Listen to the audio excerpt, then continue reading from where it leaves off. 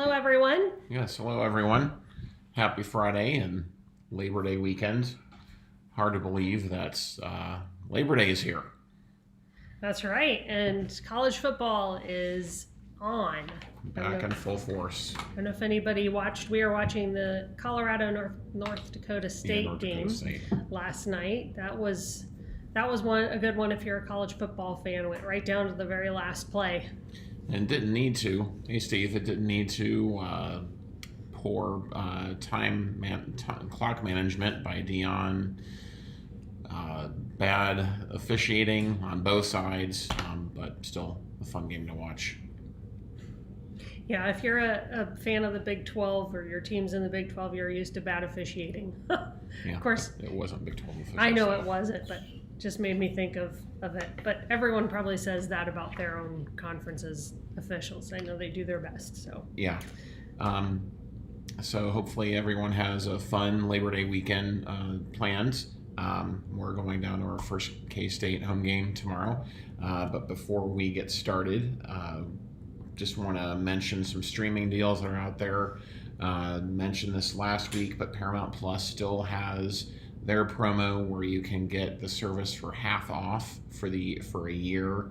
So $30 for the base plan, $60 for with the Showtime plan. That is good until they're saying until September 23rd.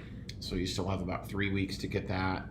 DirecTV Stream still has their $30 off a month for the first, I think it's 3 months.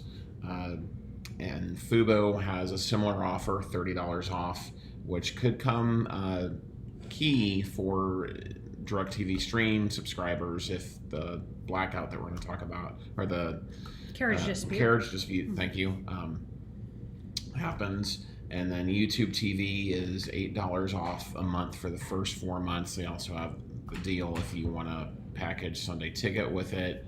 Sling has their deal they're saying like 90 some odd dollars off for 4 months. You get orange and blue plus the NFL or plus the sports add-on. And speaking of NFL, before we get started, the first game is this upcoming Thursday night, so a week from last night. It's not going to be on Prime Video. The first week 1 game is going to be on NBC and Peacock.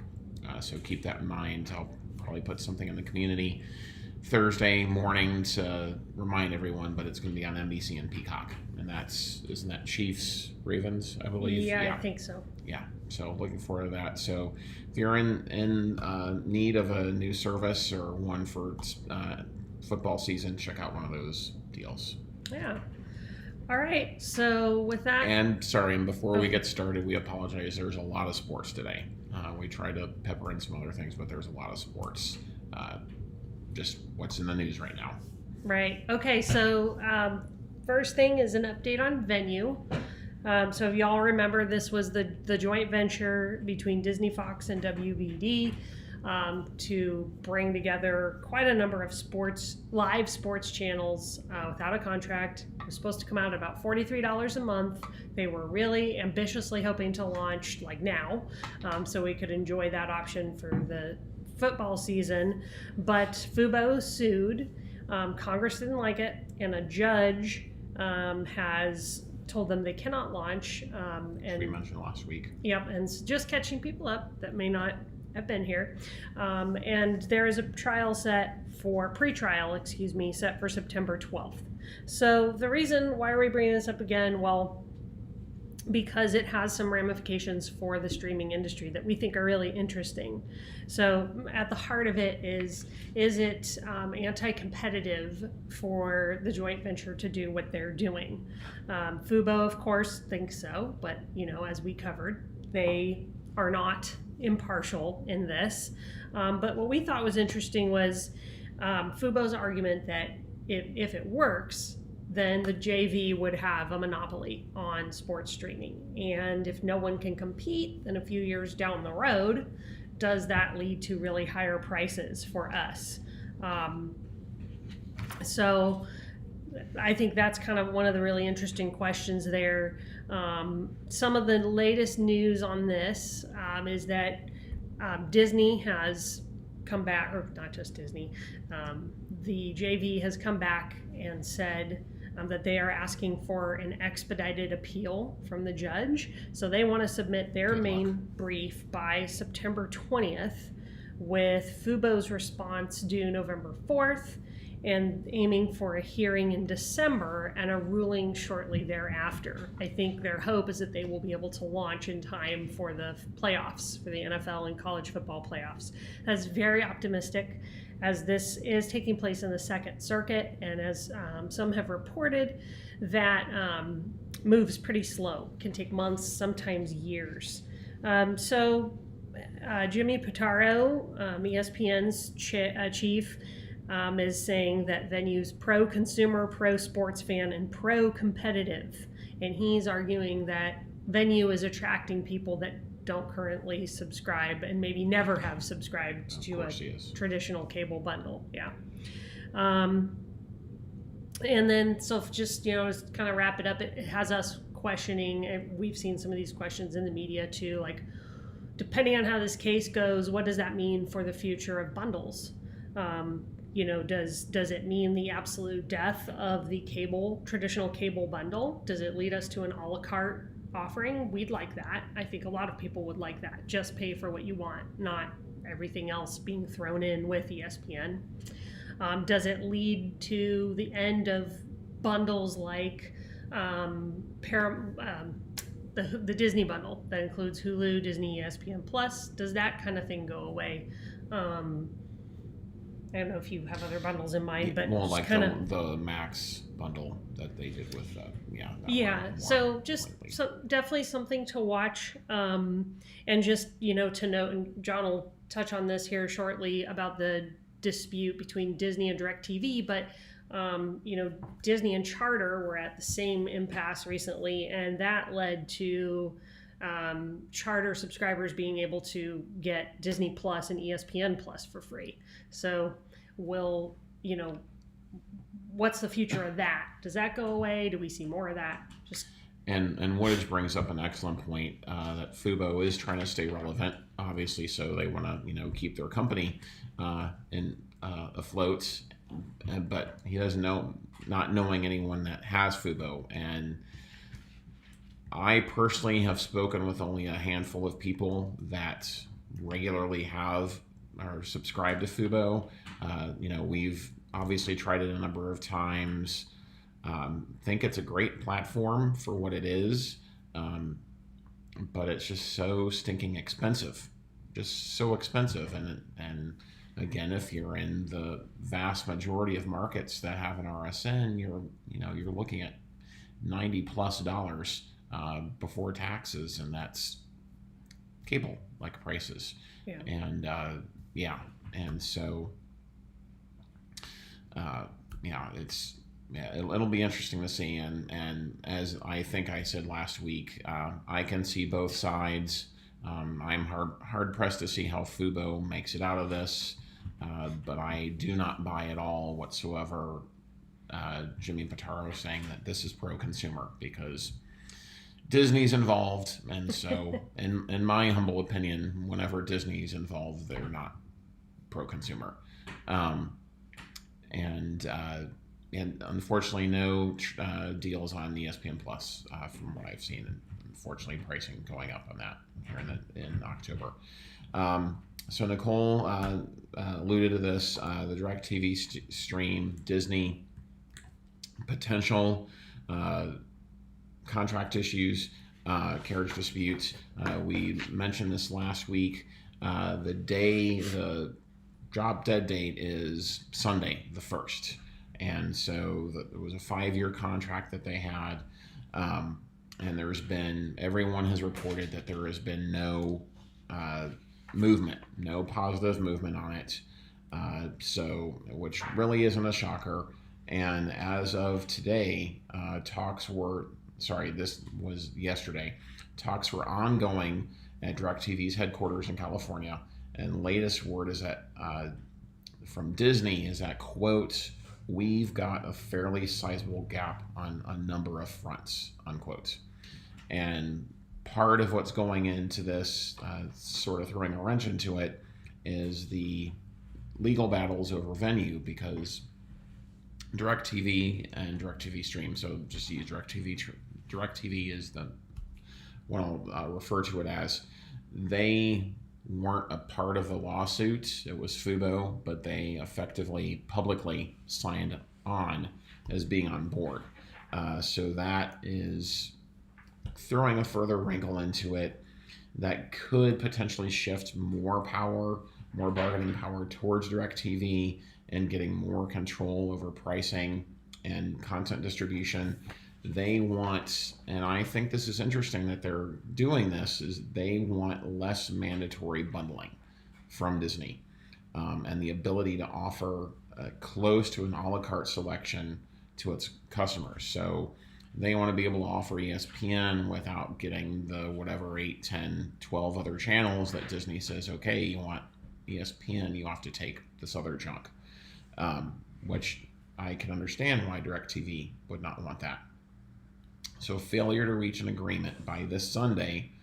Sorry, just no. I thought is also interesting. DirecTV supposedly wants to be able to offer channel packages. Yeah, I was going to get to that. Oh, I'm sorry. Yeah, no, it's okay. Just around genres. And that's interesting and so they want to offer channel packages based on, like Nicole was saying, specific genres.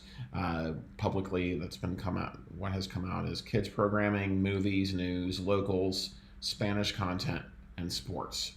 Disney is saying that those, quote, lack detail, unquote. And they're open, Disney is, supposedly, to offering some sports-centric packages as well as other types of smaller packages and a lower minimum subscriber guarantee, and has offered something similar to what it did with Charter in recent months. Though Disney has been very quick to point out that so far, less than 10% of Charter customers have activated Disney Plus, and less than 4% have used ESPN Plus. And so DirecTV as a parent company has 11 million subscribers. And with this weekend being so big for football, and this upcoming week being so big for football, that could leave a lot of people in the dark. And heck, even if you're not a sports fan, the other channels that Disney carries. And some have even speculated that this could potentially lead to the final unwinding of the traditional cable bundle and giving us as consumers the ability to watch the channels we want. I don't really buy that at all. There's too much money in it, and the companies involved are too big. I don't really buy that. So would love to hear if any of you watching would be impacted by this. Especially if you're a DirecTV Stream customer. Fubo, similar, has that $30 off YouTube TV, which is what we would direct people to if you need a premium service. I just feel like, as these things always do, the people that end up being hurt or whatever, short end of the stick, whatever you want to say, are us, the consumers. And, you rarely get any kind of a refund, even though you now have lost your ability to watch these channels, unless you want to go sign up for another service, and who really wants to go through all that. Yeah, exactly. And DirecTV Stream in particular, they've offered refunds in the past, but you have to contact. They're notorious for making it that you have to contact them, whereas like YouTube TV in the past in these situations has just extended the credit. Which is the better way to handle it, honestly. Yeah, exactly. Really. That's the way to handle it from a customer service perspective. It'll be interesting to see how that plays out, and hopefully they come to an agreement. I'm not overly optimistic that they will. So next, another sports topic is ESPN made waves this week in saying that they might try to get into local sports rights, and I'll cover more on that here in a bit. But ESPN's Jimmy Pitaro is focused on acquiring local sports rights for ESPN. he believes, and I would tend to agree, that local sports have a strong and loyal fan base that can drive viewership and subscriptions for ESPN Plus and its future direct-to-consumer standalone streaming option. And so that would come out in a couple different ways. One of the ways that has been put out there by ESPN is that they would want to become a hub for sports viewership, and it would direct fans to where games are on, even if it's not on one of their networks. And so obviously, let's say you go and you see that it's on YouTube, on Peacock, for example. You would obviously have to then go pay for Peacock, subscribe to it. They're just wanting to become that hub. Yeah. And I think, sorry, just real quick, if they can do that, that would be great. Especially if it's something where, you're in a guide type thing like you're used to. You click on it and it launches it. That's a lot of back-end integration that would need to happen with companies that don't play nice together and don't want to share data. So I'm not sure how reasonable it is that they could achieve this, but I think if they could, it would be something that we as streamers would really like. Yeah, and Pitaro said that they want to be, quote, "We want to be part of the solution," unquote, when referencing the ongoing issues with Diamond Sports.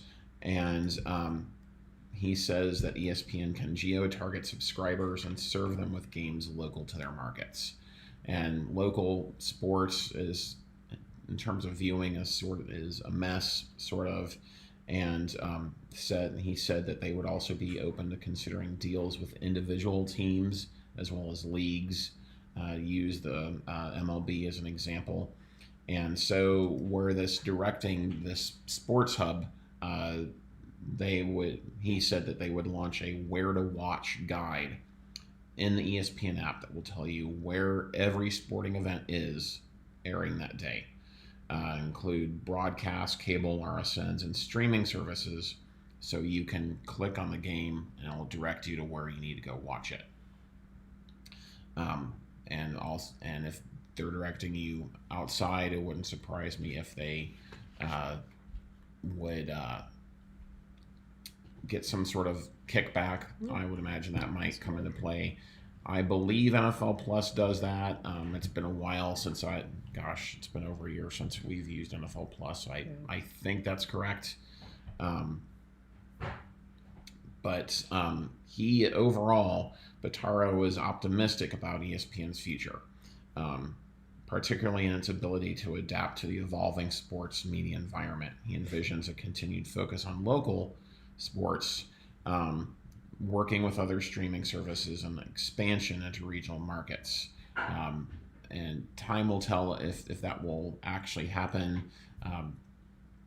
Who published it? Was it New York Times, I believe, or Wall Street Journal a few months ago, published really well done piece on ESPN and how it has changed over the years, and how younger generations don't want in studio stuff. They don't want that. They just want to be able to tune in basically right when the game starts and leave. And so it'll be interesting. And ESPN's numbers are down, so it'll be interesting. Yeah, and if NFL Plus does do that, that makes sense, because they aren't they are what everyone's watching. They aren't someone like ESPN that would have they don't have a stake in the game. Otherwise, they want you to be able to find all their games. Whereas ESPN, and just look at Fubo, and it just kind of makes you wonder, would every option be Venu if they launched it? Anyway. Yeah, but they would only have barely more than half of sports. So right, 55%. And thank you for the good luck to us. Except for our game in Morgantown. Y'all need to hang it on Penn State tomorrow. We're going to be cheering for y'all. We are.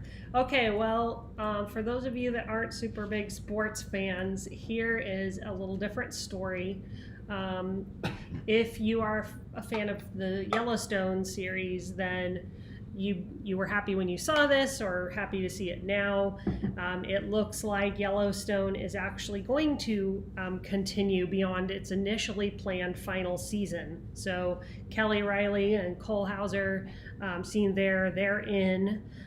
Kevin Costner is out. He wants to focus on Horizon and American Saga, which he's working on. There aren't any deals in place yet, but the plan is for Yellowstone to continue beyond season 5B, which airs November 10th on Paramount. And we looked it up just before, just to clarify, wondering if anyone knows when season 5 first aired. So think 2 years ago. Oh, I was gonna make you put it in the chat, but yeah, John gave it away. But yeah, it's been 2 years, so that's crazy. Like we were just discussing last night, that seems to be becoming more common than it used to be, where you have these long breaks in between seasons of shows that you would think people forget about the show in that time. So it doesn't seem like a good strategy to me, but it's the new trend. Yeah, new trend. Let's see. There's also a little bit more Yellowstone news. So the teaser trailer for the second half of season 5, which remember comes back on November 10th on Paramount, that dropped today, so you can watch that. A new Yellowstone spinoff called The Madison has been announced. That's going to star Michelle Pfeiffer and Matthew Fox. And it follows a New York City family in the Madison River Valley of central Montana.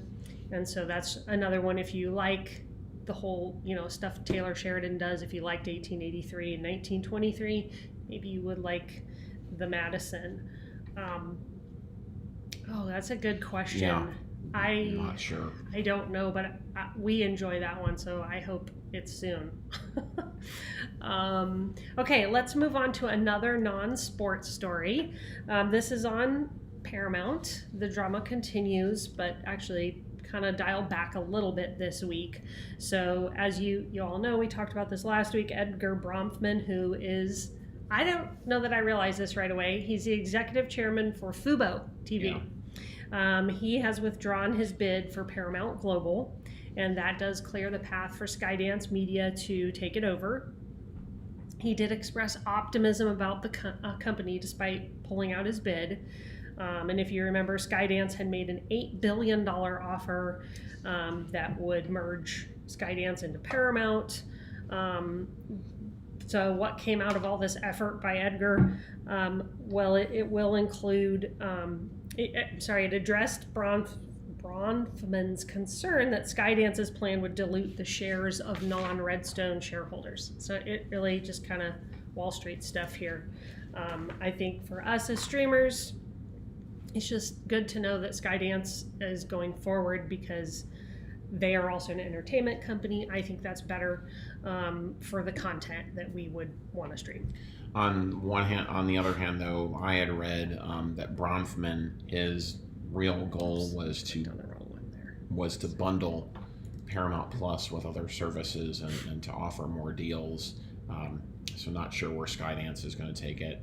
Bundling, especially if it's a lower price, would have been a win. Yeah, that's fair for us as consumers. But it'll be interesting. Hopefully, this we've been discussing this for months, so hopefully it'll be done and something good will be done.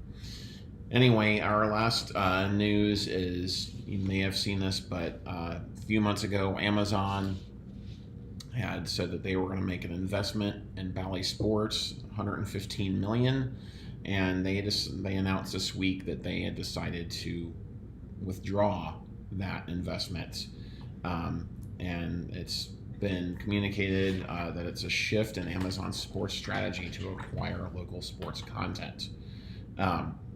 So their Diamond Sports Group, the parent company of Bally, is still struggling to get out of bankruptcy, and more teams in particular basketball and baseball teams, have tried to work out deals to go on their own or do something free to their local customers, and RSNs are just continuing to struggle, and it'll be interesting to see what happens with ESPN if Disney is willing and able to come in and throw a rope to some of these struggling RSNs.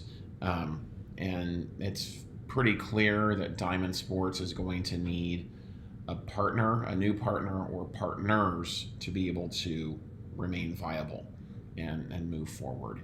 And I'm not sure when I can't remember when I want to say it's sometime in the next month or two when their next court hearing is.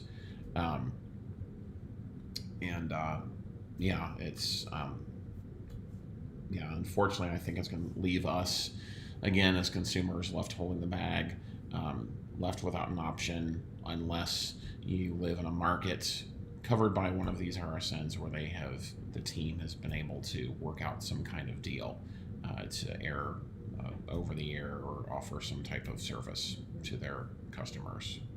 That's an interesting question. Since Amazon dropped them, would TNT move in? It's possible. Aren't they suing WBD. Aren't they suing the NBA? They are, but I don't think that's going to go anywhere. Okay.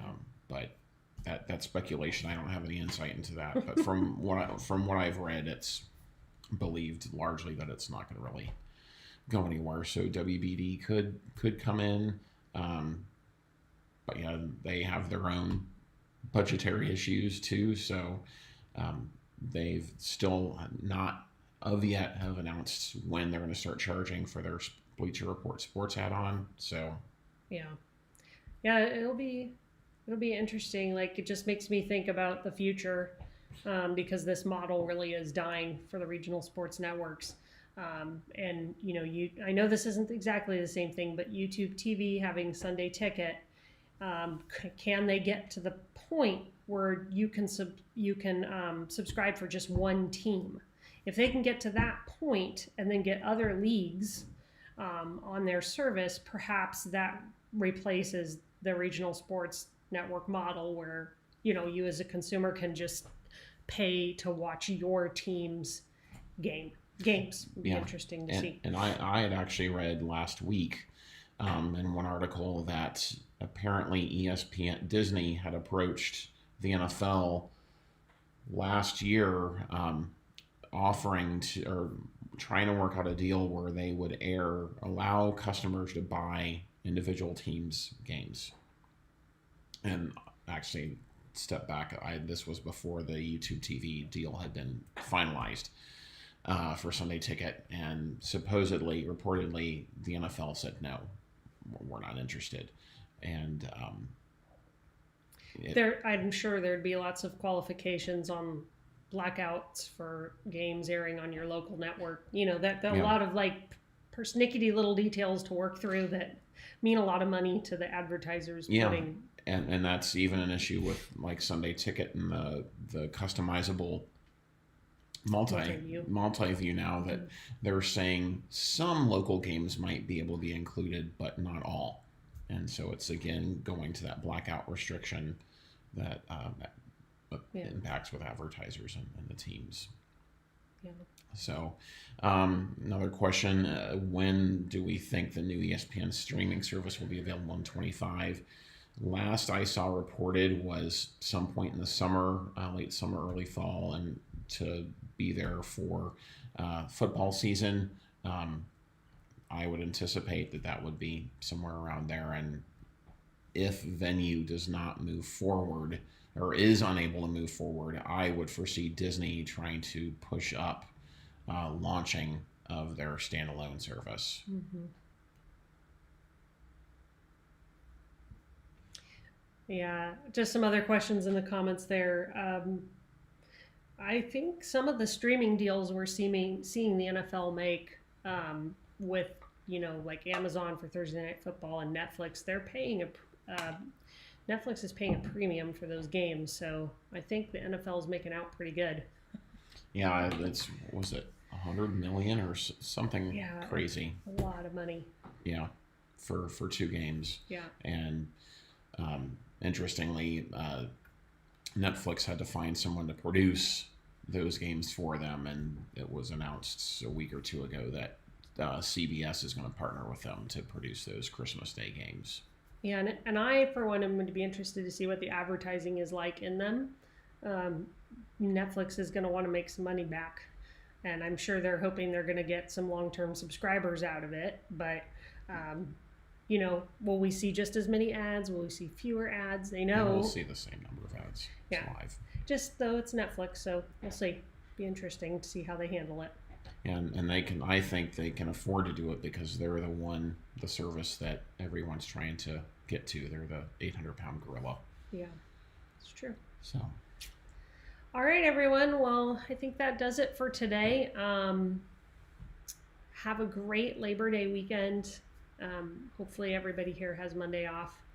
And we will plan to be back here next Friday with you all with more news from the streaming space. Yep. Thanks for joining us. Yes, have a great holiday weekend, everyone. Go Cats.